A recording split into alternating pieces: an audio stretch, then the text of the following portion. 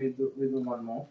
Number 17. A bathhouse, a tannery, and a house for ritual immersion are exempt from the requirement of the Mezuzah because they are not made to be houses for dignified residents.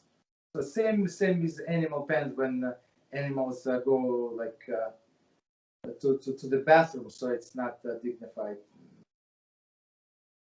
Okay. So one more time, a bathhouse and a tannery commentary. The building where the animal skins are processed to make leather, which usually has a full odor. I mean that they use this dog feces and other chemicals, so it smells terrible. Okay. And the house of the ritual immersion, so it's like mikveh, right, are exempt from the requirements of the Mezuzah because they are not made to be used for the dignified residence. Commentary. Any room that requires Mezuzah must be similar to function to a house. So that's I think the definition, right? As the verse states, you shall write them on the doorposts of your house. So this mikveh is not like my house, right? This excludes those rooms that are not made for a dignified function.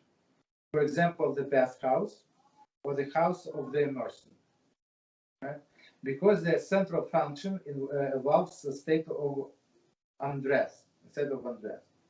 And a tannery because the full odor is generated. So it's immodesty or for odor. So basically, in these places we cannot pray. So maybe we can use look from this perspective also. So you cannot pray, and you're not allowed to pray to put mezuzah. It is for this reason that the entrance of the bathroom does not require mezuzah. Continue. However, a cattle barn and a room where chicken are raised, and a storehouse of straw or wood, and a storerooms of wine or other drinks, if they have the requisite minimum measurements of the house, 4 amos by 4 amos, they require mezuzah. However, some authorities maintain that they're exempt. So why is it exempt? So it says, see above note 34. A room is considered to be inhabited if it is used on constant basis, even if it is used primarily for storage. Okay, so two things as we discussed today. So one thing that even if it's not like suitable for a person to live there, but he decided I'm going to stay there, like for 30 days.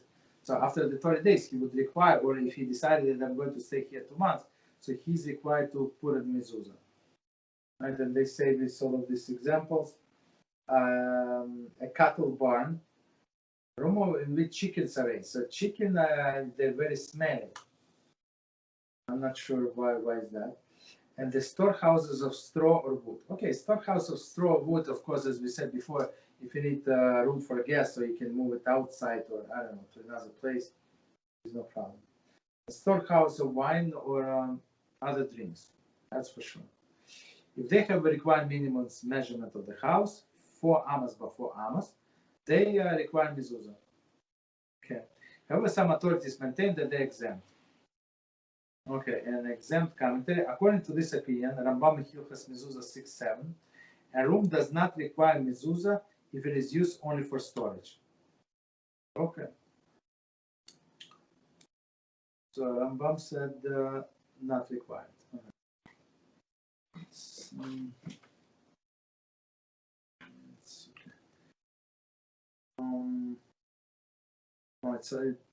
long halacha. I have next class. So let's stop here.